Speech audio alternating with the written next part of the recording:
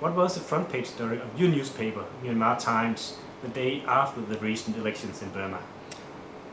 I think it was something along the lines of government parties win in landslide, in this election. Were you free to cover the election, including oppositional voices?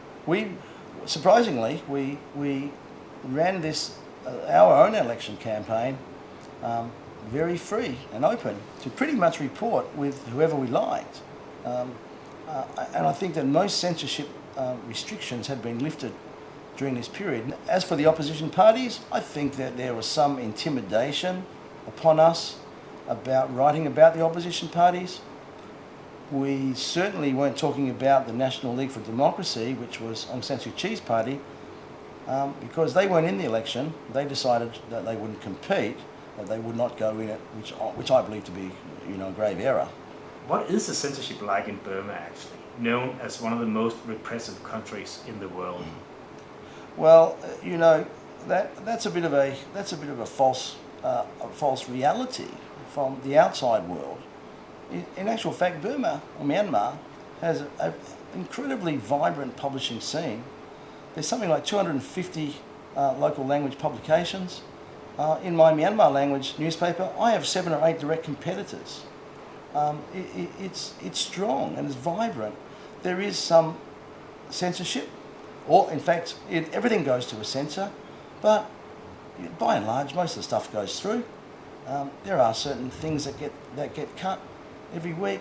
The censorship is more about controlling the cowboys in the industry and less about restricting the disciplined professional players.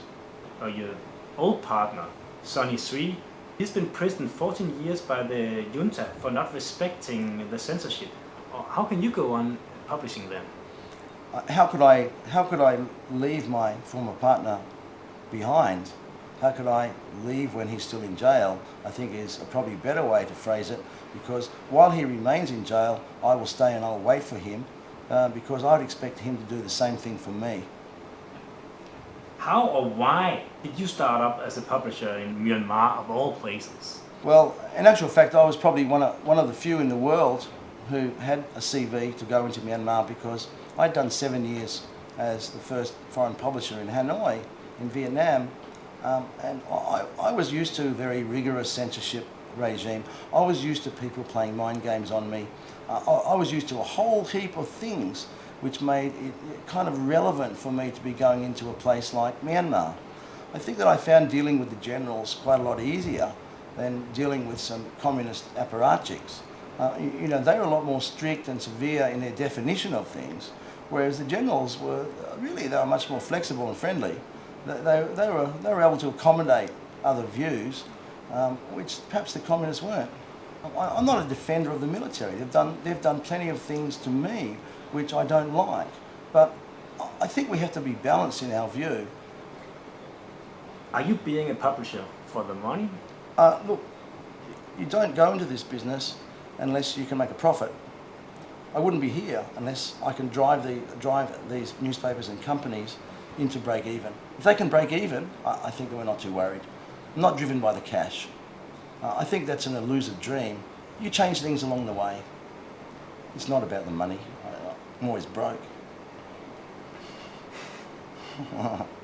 What do you think of being compared with another Australian publisher, Robert Murdoch? Well, I'm flattered if anyone would say that I could be linked to Rupert Murdoch, because to be very truthful, Rupert Murdoch is the major force on this planet when it comes to the media. No one has wields more power than he. Some people say, that I'm going to dumb down my newspapers like Rupert Murdoch. Well, I never saw Rupert Murdoch dumb down anything. Did he dumb down the Wall Street Journal when he bought it? Did he dumb down the Times of London when he bought that decades ago? No. All he did was change his products so that they fitted the demographic he was targeting. That's all.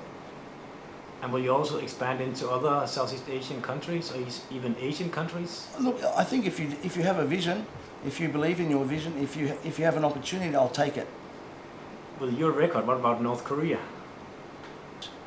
Yes, if they were to show some interest in publishing, of course, I'd have a look at it. I certainly wanted to certainly was approached to go to Afghanistan, but I thought I think that was too far for me. Okay. I didn't want to become a drug addict.